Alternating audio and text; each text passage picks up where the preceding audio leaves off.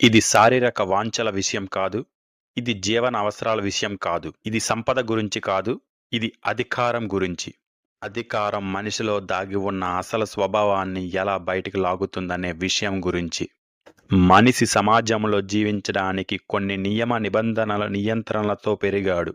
ఇతరులు ఏమనుకుంటారన్న భయం, చట్టం, శిక్ష మరియు గౌరవం కోల్పోకూడదనే భయం.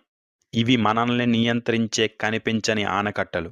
కానీ ఒక వ్యక్తి డబ్బు, ప్రభావం, అధికారంతో చాలా ఎత్తుకు చేరినప్పుడు ఈ నియంత్రణలు నెమ్మదిగా కనుమరుగైపోతాయి. ఎందుకంటే అతనికి ఎవ్వరూ నో చెప్పరు. ఎదురు నిలిచే ధైర్యం ఎవరికీ ఉండదు. ప్రశ్నించే వ్యవస్థ కూడా బలహీనమవుతుంది. అదీ కాక అతను చేసే ప్రతి పని చప్పట్లతో స్వాగతించబడుతుంది.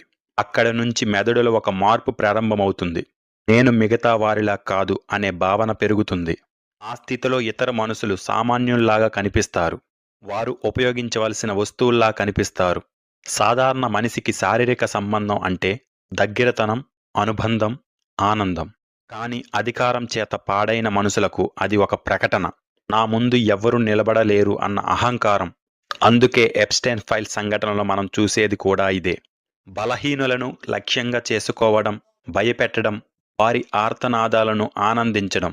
ఇది కోరిక కాదు. ఇది సంపూర్ణ నియంత్రణను అనుభవించాలనే మత్తు.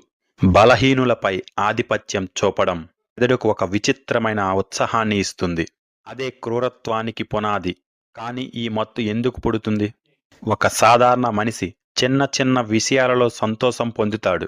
కొత్త బైక్ కొంటే కొన్ని రోజుల ఆనందం, కొత్త కారు తీసుకుంటే కొన్ని నెలల ఉత్సాహం. కొత్త అమ్మాయితో పరిచయం మొదట ఎంతో ఉత్సాహంగా ఉంటుంది, తర్వాత సహజమైపోతుంది. ఇలా ఎందుకు జరుగుతుంది? ఎందుకంటే మన మెదడు కొత్త అనుభవాలకు స్పందించేందుకు రూపొందింది కాబట్టి.